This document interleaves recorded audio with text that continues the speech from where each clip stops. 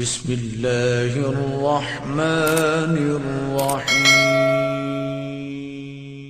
کہ یا حار حمدان من یمت یرنی، یا حار حمدان من یمت یرنی من مؤمن او منافق قبلا۔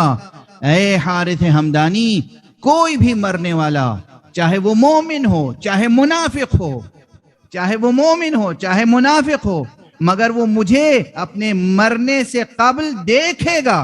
مومن دیکھ کر مسرور ہوگا، منافق دیکھ کر معذب ہوگا۔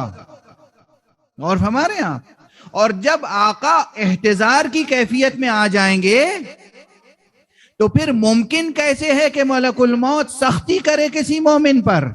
اور جہاں ملک الموت کی سختی نہ کام آئے، وہاں ممکن کیسے کہ اس کے بعد منکر نکیر سختی سے سوال کر لیں؟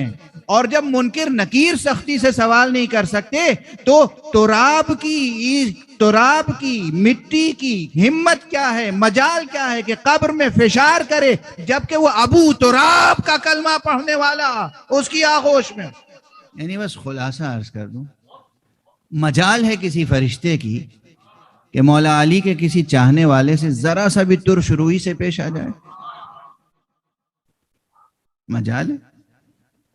عشق علی، ولایت علی بہت عظیم حقیقت ہے، بہت عظیم حقیقت ہے۔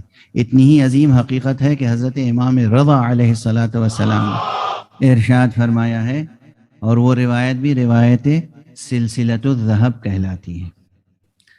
ایک ہی سلسلے سے دو عظیم الشان روایتیں ہیں کہ امام رضا علیہ السلام نے فرمایا، مجھ سے بیان کیا میرے والد عظیم الشان امام معصوم حضرت امام موسیٰ الکاظم علیہ السلام نے، اور ان سے بیان کیا ان کے والد امام جعفر صادق نے، اور ان سے بیان کیا ان کے والد امام محمد باقر نے، اور ان سے بیان کیا ان کے والد امام زین العابدین نے، اور ان سے بیان کیا ان کے والد امام حسین علیہ السلام نے، اور ان سے بیان کیا ان کے والد امیر المومنین نے، اور ان سے بیان کیا رسول اللہ نے کہ جبرائیل یہ کہتے ہیں کہ اللہ یہ فرماتا ہے کہ ولایت علی ابن ابی طالب حصنی فمن دخل حصنی امن من عذابی۔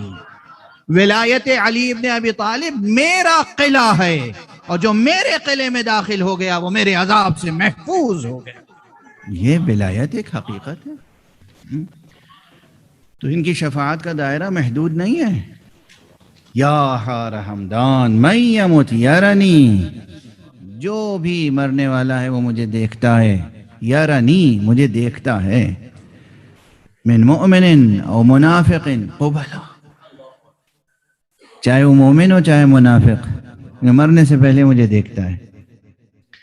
خود یہ روایت بہت شیریں ہے اور بہت طویل الذیل ہے، لیکن اب درمیان میں عرض کیا تھا میں نے